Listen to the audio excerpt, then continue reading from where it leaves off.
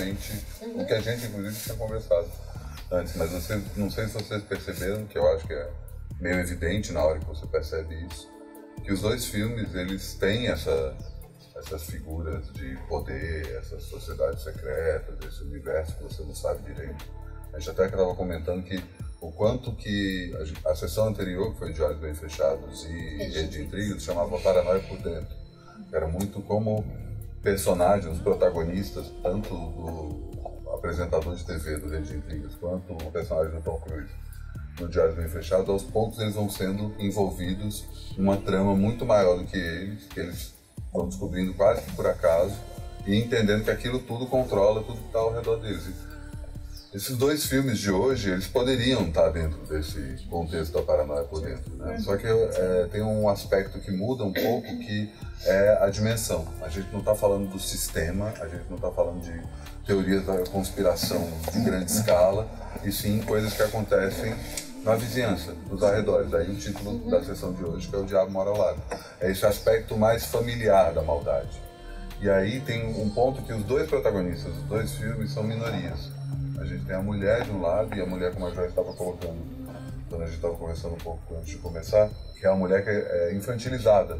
Ela não é uma gostosona, ela não é uma mulher forte, é uma mulher de cabelo curto, numa época em que não se cortava cabelo daquele tamanho, e ela tem reações que parecem reações de uma criança. Sim. Magra, né? Fragilizada, a voz dela, até quando ela grita, uma coisa que eu tava revendo aqui hoje, até quando ela grita, mesmo gritando, berrando, assim, você fala, imagina, ela tá esperneando aqui, mas o que é essa vozinha fina, esse gritinho, sabe? E todas aquelas pessoas ao redor dela. Até quando ela tá esperneando, no momento de maior desespero, mesmo assim ela não tem força, né? Ela é isso muito começa impotente. na primeira cena do filme, quando tem a trilha sonora do Comeda, Christoph Comeda, que é o autor da trilha.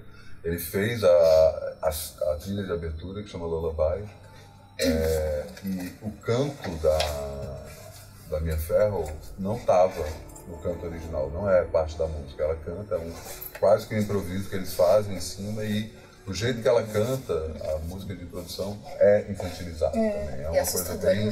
E ao mesmo tempo joga isso para esse outro lado. E aí o Corra, você tem a questão do cara ser negro. É engraçado porque quando Jordan Peele criou a ideia do Corra, foi quando ele assistiu um discurso de posse do Obama. E ao mesmo tempo tinha uma sensação de que o racismo era coisa do passado. E a partir disso ele começa a criar toda a trama da história, que tipo, então tá, o racismo pode estar no passado nas grandes metrópoles, nas altas distâncias, mas nas pequenas cidades, nos lugares mais afastados, o racismo continua. Então ele cria todo esse cenário que ele desenvolve durante o passado do filme. Tem uma cidade que é inteira racista e que usa os negros de uma forma mais do que caricata ou metafórica da forma que os negros eram utilizados na época da escravidão, né? Eles transformam os negros em robôs, que acaba sendo uma metáfora para a escravidão, né? Uma metáfora ainda mais doída do que a escravidão, ou mais dor que a escravidão possa ter causado. Ele achou que naquele momento talvez não fosse o momento de fazer aquele filme, porque era um momento que dizia justo o contrário. Ele falou, não, tudo isso de positivo que a gente está vendo com a eleição do Obama, inevitavelmente vai ter uma onda reacionária no futuro próximo, e aí eu acho que a gente... Que é o que nós estamos vivendo hoje.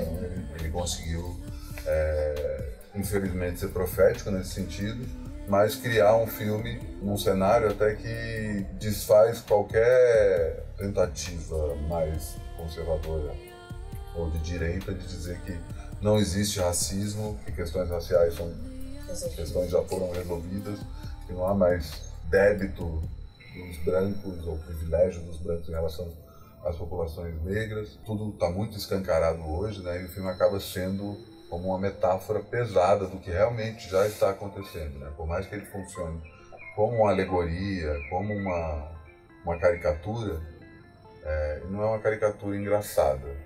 Esse ponto que você cita do close na atriz, que está sorrindo de uma forma forçada, isso se repete durante todo o filme. Quase todas as cenas em que você é confrontado com um personagem negro, tem um determinado momento em que o negro tem um close extremo. Acho que o principal momento é o close que dá no protagonista, a hora que ele entende o que está acontecendo e caem as lágrimas, que é um close que você não tem como traduzir isso de outra forma, sabe? O oprimido sentindo na pele a opressão, né? Em várias instâncias. Isso acontece é um padrão que acontece durante todo o filme. E ao mesmo tempo é um filme que foi super bem sucedido. O filme custou 4,5 milhões de dólares, e só no primeiro fim de semana ganhou 30 milhões de dólares de bilheteria. O filme conseguiu um feito único, que é a primeira vez que um filme ganha 100% no agregador de resenhas de cinema Rotten Tomatoes, que ele junta várias reações, tanto de público quanto de críticas, sobre determinados filmes, e todas as reações ao Get Out, ao Corra, foram positivas a ponto dele ganhar essa pontuação inédita. Nunca nenhum outro filme tinha chegado a 100% de aprovação nesse site. É um detalhe, não é uma coisa científica, mas mostra o quanto ele estava cutucando uma veia que é muito importante ser cutucado hoje em dia, principalmente na época que a gente está vivendo. E o Bebê de Rosemary dá para traçar um paralelo nesse mesmo sentido, né? Muito interessante que quando a gente começou a conversar, a gente até escreveu na descrição da sessão, né, que os dois filmes eles refletem as suas problemáticas, a época em que foram feitos, né? Mas eu acho que o Bebê de Rosemary ele tá cada dia mais atual, né? Uhum. Se a gente for pensar, né, ele foi feito em 67, vai ser lançado em 68, mas ele traz questões que também, infelizmente, a gente vê super na ordem do dia, né, atualmente. Só para citar algumas, assim, básicas, né, essa discussão com relação... Acho que a discussão mais nítida do filme é essa questão da maternidade, né, mas aí entra em N coisas, né, direito ao livre-arbítrio da mulher, direito ao corpo, a questão da maternidade como uma dádiva, mas também como uma coisa que pode ser um processo de horror, dependendo de como você enxergar. Ela traz questões de estupro, né? Enfim, tá permeado aí o filme uma série de coisas que a gente está discutindo hoje, né? Mais nos últimos anos. Isso que o Alexandre falou dos gêneros, só para pegar esse gancho, é muito legal, porque o Jordan Peele, né? Ele já falou em algumas entrevistas que ele não queria cair, quando ele estava escrevendo o roteiro, pensando no filme e tudo mais, ele não queria acabar caindo num drama racial, assim, que era a única coisa que ele não queria, que o filme dele fosse taxado de isso daqui é um filme de drama racial, até porque a ideia dele era que esse filme chegasse justamente num público mais amplo e conseguisse dialogar, né, de uma forma mais aberta. Então ele não queria que tivesse esse carimbo, né, de forma que gerasse um distanciamento, né, de uma parcela do público. Então, justamente a inserção do tom de comédia e desse híbrido de gêneros, né, que o filme trabalha o tempo todo, foi uma intenção super calculada, de uma maneira assim, como se ele estivesse querendo dizer, né, tem coisa que é engraçadinha quando você tá dando risada, mas você tá achando uma coisa que é engraçada, mas você tá pensando num negócio que é muito mais profundo, né? Então usar também o gênero da comédia pra chamar as pessoas pra próximo de uma discussão que é muito complexa e é muito necessária, né? Isso acontece também no Bebê de Rosemary, né? Sim, e aí esse é o grande lance. O Bebê de Rosemary também faz isso, né? Porque esse filme, só bem rápido aqui, ele é o primeiro filme do Roman Polanski nos Estados Unidos. Ele tinha feito A Dança dos Vampiros, né? Que é o primeiro filme dele, na Europa. E aí ele Parênteses, rápido. Isso também é uma característica em comum entre os dois filmes. O Jordan Peele já tinha feito algumas coisas para TV, tanto escrito quanto atuado, ele também é ator, mas o Corra é o primeiro filme de fato dele, o primeiro filme, o longa-metragem, enquanto... o do Polanski é o primeiro filme dele em Hollywood, né? Então foi o filme que marcou a ida dele para os Estados Unidos. No começo ele estava um pouco reticente, né, a essa ida dele para os Estados Unidos, ele não era muito adepto dessa ideia, mas aí uma movimentação ali de bastidores, produtor que convidou e tudo mais, e acabou que esse livro, porque a adaptação de um livro também, o Beijo Rosemary, acabou caindo na mão dele, e ele topou o desafio. Ele contou, inclusive, que quando ele pegou, isso tem a ver com a escolha da maneira de conduzir o filme, né, e trabalhar os gêneros, quando ele pegou esse livro na mão, ele começou a ler o livro e falou, nossa, mas isso daqui é um melodrama de um casalzinho, por que me deram isso daqui? O que eu vou fazer com isso? Não tem nada a ver comigo, eu não vou fazer esse filme. E aí, no começo, ele começou a ler o livro achando que era um melodramazinho barato, e aí ele falou que não conseguia parar de ler, e durante a madrugada ele começou a morrer de medo, assim, sabe, da história, porque ela começou a evoluir de um jeito que ele não imaginava. Ele falou, não, eu preciso fazer esse filme de qualquer jeito. Então, até a percepção dele da história foi dessa maneira. Eu acho que ele transpôs isso também para a maneira como ele introduz o filme para o espectador, né? Tem essa cançãozinha de Niná, que embora seja bem horripilante, ela tem um casal, né, que tá querendo engravidar, tá no começo da vida, assim, o casal, né, enquanto casal, estão procurando um apartamento. Então, teoricamente, é um momento super feliz, né? Que você tá indo atrás de coisas novas e tal. Tem a coisa do rosto do Corra, né? Destoa, né? Completamente. E tem também, se for pensar em outros personagens, aqueles vizinhos, né? O bebê de Rosemary, assim, eles destoam completamente, tanto em visual quanto em expressão. Você vê que aquilo é muito acima do tom, assim, sabe? Tanto a atuação dele, você fala, nossa, isso beira o histérico, assim. Você percebe, né? Que tem alguma coisa que não tá encaixando ali, né? Tem essa sensação de desconforto que eu acho que ela é trabalhada nos 2 filmes, usando justamente gênero, né? 3 filmes dele, que seria uma possível trilogia do apartamento, né?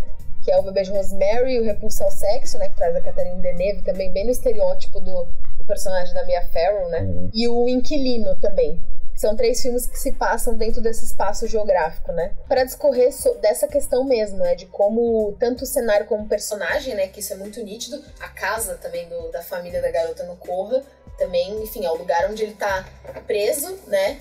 Fisicamente e simbolicamente também, da onde ele precisa fugir, e é um pouco ali, né? Que até no Bebê de Rosemary tem até um momento que aquele amigo dela fala, nossa, mas você não tá saindo de casa pra nada? Você não tá saindo daí pra nada? Ele já sugere que é um estranho, né, esse aprisionamento que ela tá vivendo, né? Não só um aprisionamento interior, que pode ser um aprisionamento que a maternidade pode trazer, um aprisionamento de uma relação matrimonial, pode ser vários tipos de aprisionamento, mas tem um aprisionamento físico também, dentro daquele espaço geográfico. Eu acho que isso os 2 filmes trabalham super bem, assim, são poucas as saídas, né, que os 2 filmes têm daquele núcleo ali. E ao mesmo tempo tem uma questão que a gente não sabe, e o protagonista é o veículo dessa dúvida, se aquilo está acontecendo realmente de fato, ou se é uma alucinação. Os 2 filmes têm isso, é muito evidente, assim, que chega uma hora que aí a gente está entrando na paranoia com o cara, ou ele realmente está sendo cercado. E os 2 filmes têm fala dos protagonistas falando com outras pessoas. Ah, pode parecer que eu tô louco, mas eu não tô.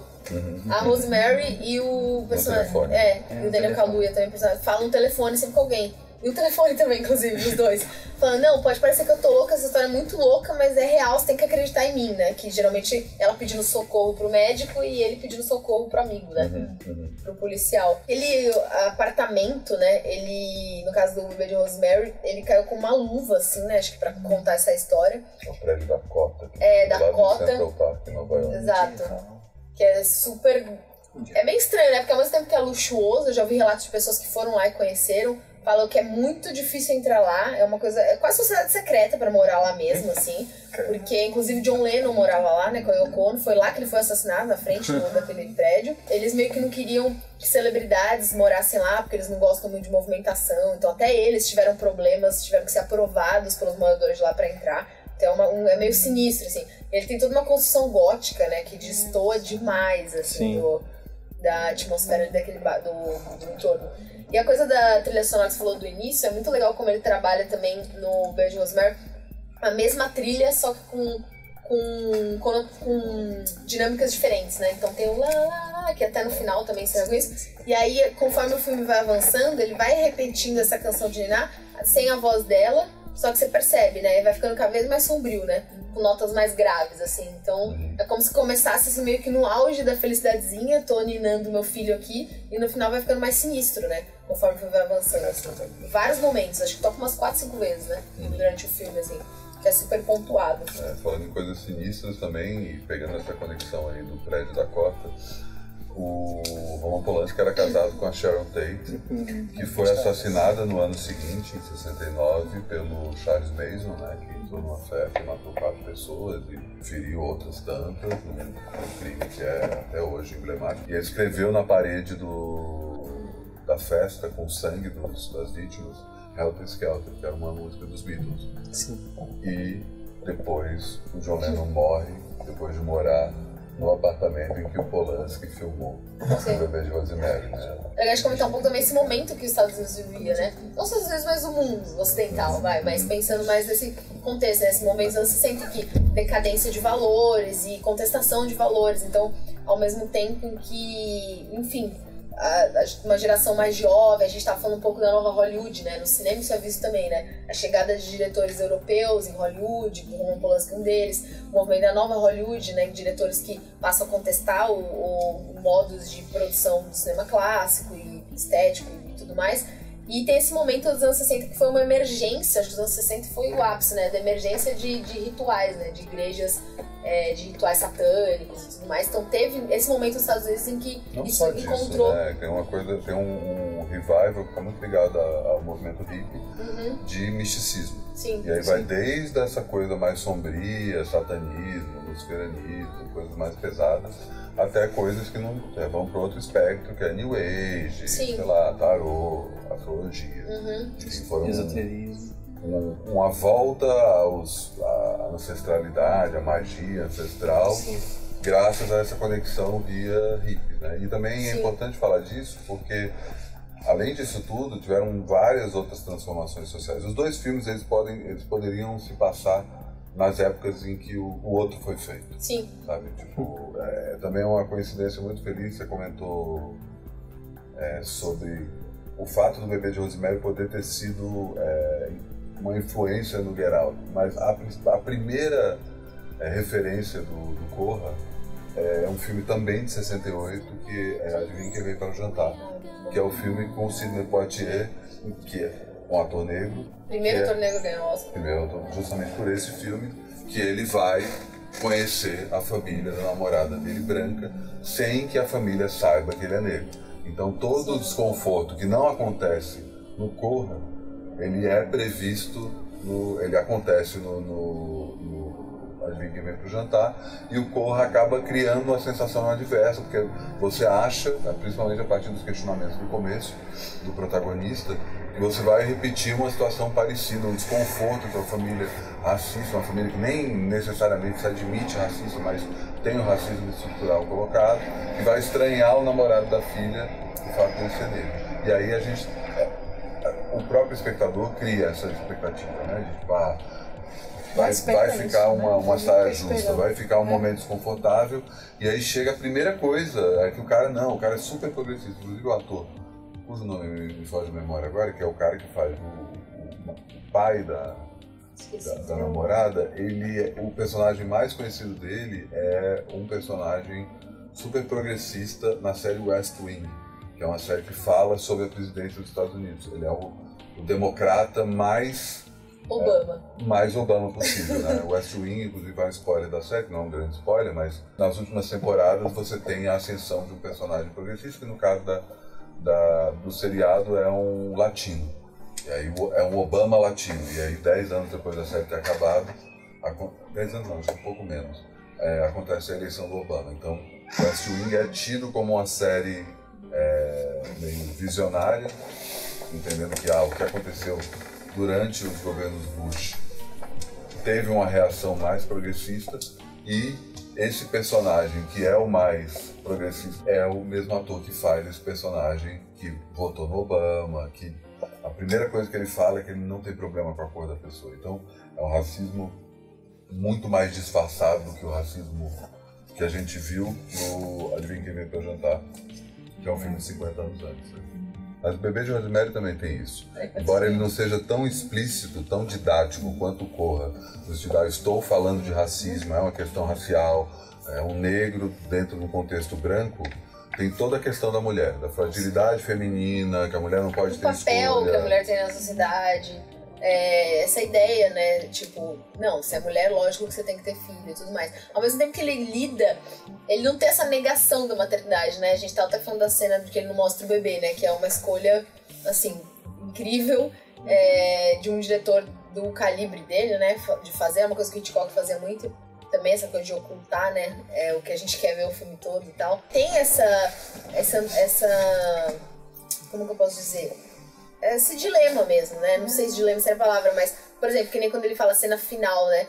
Que ele fala, não, você pode ser mãe, né? Dessa criança. Que acho que pra mim toca muito nessa questão disso, né? Porque a mulher nasceu mulher, ela tem um útero, quer dizer que ela é mãe, sabe? Ou que ela deve ser, ou que ela nasceu pra isso, sabe? Que as pessoas acham, só porque você é mulher, logo você nasceu pra ser mãe. E aí eu acho que ele fala isso, porra, em 68, sabe? E aí ele fala, você pode ser mãe dele se você quiser. E aí ela se aproxima do berço, e mesmo assim, porque ela quer muito, né, ter aquele filho. E aí é muito louco isso, né, com esse final, porque assim, pode ser a criatura que for aquilo, ela tá lá ninando, e ela assume essa maternidade dessa criatura, né. independente do que ela seja. Então é meio que, de um jeito bem complexo e articulado lógico, é meio que as dores e as delícias dessa escolha, né? Pra quem quer ter essa escolha, né? E é muito louco a reação do marido dela, né? A reação dele é... se você... A gente pode ter outro filho, é como se eu tivesse perdido, tá tudo bem. O importante é o que a gente vai ganhar em troca. Até o que mais me causa, assim, uma coisa é aquela cena daquele estupro, né? Que ela vive. Sim. E aí o diálogo deles no dia seguinte, assim. Quando ela acorda, né? Ela acorda toda arranhada. Ele justifica, né? Ele fala, nossa, mas não sei o quê. Mas eu tava dormindo, como assim? Ele fala, nossa, pra quem gosta de necrofilia ia achar legal. Sabe? Isso não podia ser mais atual, sabe? Assim, esse diálogo, essa situação não tava podia... Muito bêbado. Tava muito bêbado, mas que se importa, sabe? Foi só um negocinho, assim. E aí eu acho surreal, assim, esse diálogo deles, ao mesmo tempo que né, muito presente. Eu acho que ele trabalha esses absurdos, assim, sabe? Com esse aspecto cotidiano, e isso é muito potente, assim. Até quando... Eu falei do Hitchcock, uma coisa que o Hitchcock fazia muito. Até aquela cena que eles estão com aqueles velhos lá, os vizinhos. E aí eles estão falando, não sei o que, a fulana comia a sobrinha dela. E eles estão, tipo, jantando. Aí eles falam, nossa, é verdade, não sei o que, e muda de assunto. Hitchcock era muito de fazer isso, né? Falar uma coisa absurda nesse tom de, é só mais uma coisa e vamos continuar comendo aqui, conversando. Pra meio que tirar uma carga, mas não tira, né? Continua sendo pesado, não importa da maneira como você fala, né? Continua sendo... O fato de que você estuprou sua mulher na noite que ela tava fértil e estragou os sonhos dela, importa, sabe? Falou sobre a cena final, o Corra tem uma segunda cena, né? Eu não consegui achar com boa definição, mas ele tem o final que todo mundo acha que vai ter, que o cara vai ser preso e a culpa vai ser do negro, né? Ele tem final alternativo. Que era o final que ele ia colocar no filme, mas ele resolve fazer o final que a gente assistiu, porque ele acha que isso é tão inusitado quanto o próprio filme. Né? Chegar a essa conclusão. Ele filmou esse final padrão, né? Que seria ele se ferrar e preso e ninguém acreditar em tudo que ele contou. Só que ele apresentou a contragosto, ele fez esse final, mas meio que por questões de estúdio, contra as coisas, foi tipo, eu vou fazer e a gente discute. E aí quando ele apresentou esse final, ele conseguiu resolver que não seria ele, né, que seria um outro final, até justamente nessa perspectiva de, será que essa história vai se repetir pra sempre, né?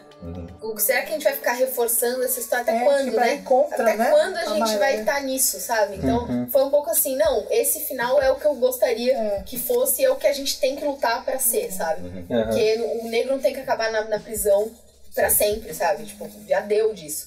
Então é muito interessante pensar nisso, até se a gente for ver uma trajetória cinematográfica, assim, tudo mais, esse momento mesmo de reescrever essas narrativas, né?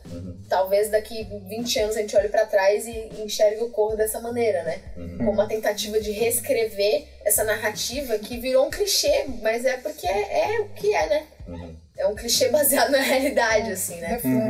Exatamente. Então eu acho que, de repente, pode ter sido um pontapé pra uma mudança de olhar que no futuro pode ser uma mudança na nossa realidade. E ao mesmo tempo tem essa coisa da mudança de gêneros, né? Porque é um final surreal. É um final quase cômico dentro do conceito do Corra. Não é um final que você ri, mas fala assim, eu não esperava que isso fosse acontecer. Como assim os caras escaparam? Como assim toda essa trama foi desvendada e o protagonista conseguiu? Talvez ele explique só em termos descritivos, porque ele não explica o principal, que é o porquê. Né? Você não sabe por que essas coisas, tipo, ele supõe, mas isso tudo fica em aberto. Por que essas conspirações acontecem? Por que esse personagem tem que passar por tudo isso?